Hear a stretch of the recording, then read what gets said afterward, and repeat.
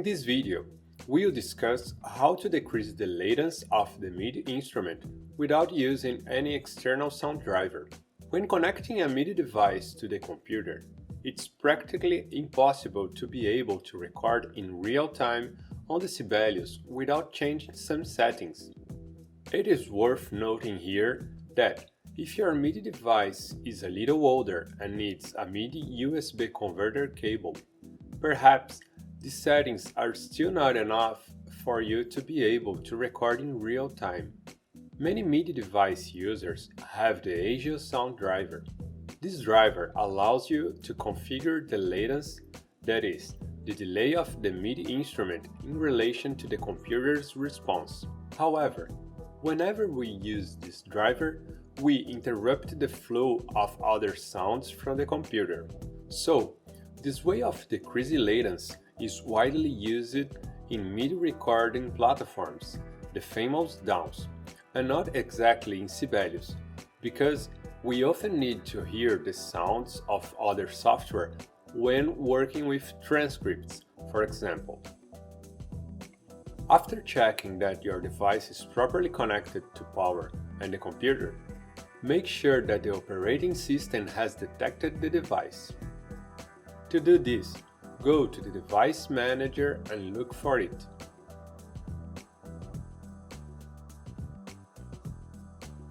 It can appear in many different ways depending on the driver you use or the device you have. Attention! If it appears with a yellow exclamation point, it means that you must download the driver for your device according to the manufacturer and the model. For this, you must do a more in-depth research of your device. After checking these external steps, we go to Sibelius. The first step to configure a MIDI device is to go to the File tab and click on the Preferences option. In the side list, click on the option Input Devices. If your device isn't yet listed, click on the Find Input Devices button. Make sure that checkbox is selected. For now, we'll enable all the functions below. In another video, we'll detail each of these functions. Click OK. By now, the MIDI device should be working.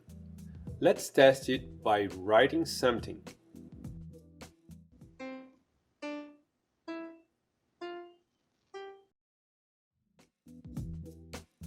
Now, let's see what happens when we want to record in real time.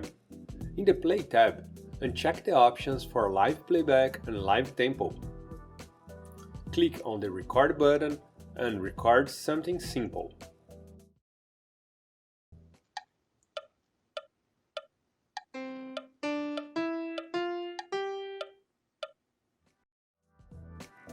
We can easily see that it is impossible to proceed using the MIDI device in this way. Let's adjust the settings. The first thing we need to do is modify the Sibelius sound library. In the Setup options, click the arrow in the bottom corner. If your sound library is using the General MIDI Bank, we need to switch to another library. The Sibelius Sounds Bank can be downloaded free of charge through the link in the description of this video. Let's change the sound bank to Sibelius Sounds.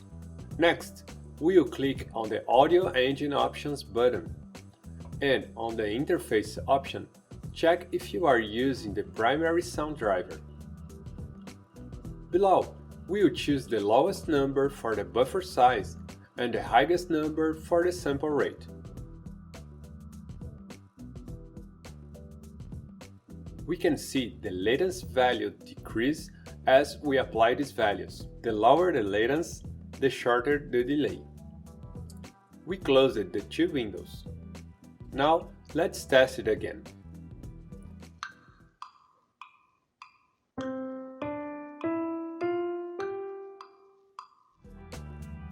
OK, our MIDI device is configured and ready to be used without delay.